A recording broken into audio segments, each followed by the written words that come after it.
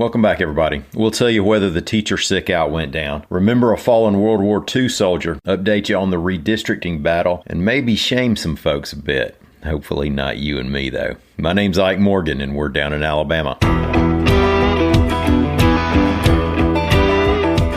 Well, the so-called teacher sickout in Birmingham did happen to a degree yesterday, reports AL.com's Savannah Trians-Fernandez. The sickout involved some teachers staying home and using a personal day over COVID-19 concerns. Birmingham City Schools reported about 350 teacher absences. Now, that's about 13% of the school system staff, and a good number of those were out with actual COVID. While 13% is certainly a minority of the teachers in the system, it was enough to be noticed in some schools. For example, reports out of Carver High School said students were sitting in the gym all day because there weren't enough teachers or substitutes in the classrooms with them. Some teachers are saying the sickout isn't over. Richard Franklin, president of the local union, Birmingham America Federation of Teachers, quote, "I've talked to 40 or 50 teachers who took a sick day today because they're tired of being exposed to COVID. The sickout will not just be today."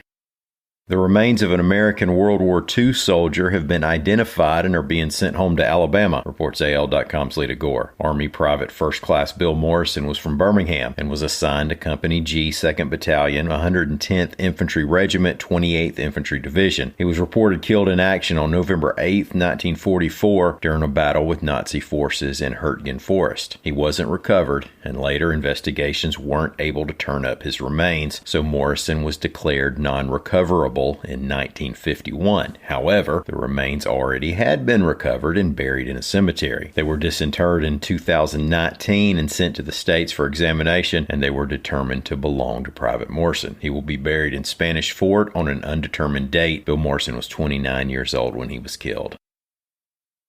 After a federal court issued a preliminary injunction and called Alabama's congressional redistricting plan racially gerrymandered, Alabama Attorney General Steve Marshall has said the judges are misinterpreting the Voting Rights Act, reports AL.com's Mike Cason. The AG's office has filed an emergency motion for a stay to block the court order while the state appeals and defends the plan. Now, they don't have all the time in the world to figure it out, at least for this cycle. The election primary is May 24th, and a stay would likely mean the map would be in effect while appeals are pending.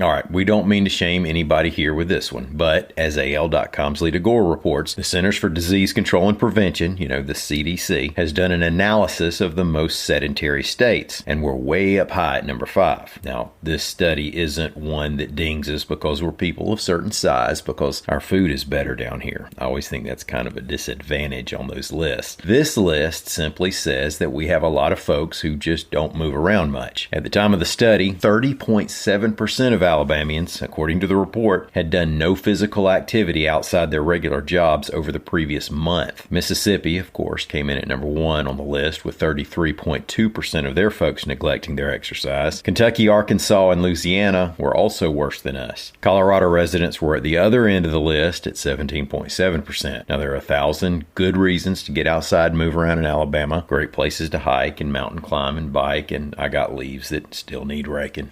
Thank y'all for listening. We'll be back here again tomorrow. Until then, stop by and see us anytime you want to on the internet at al.com.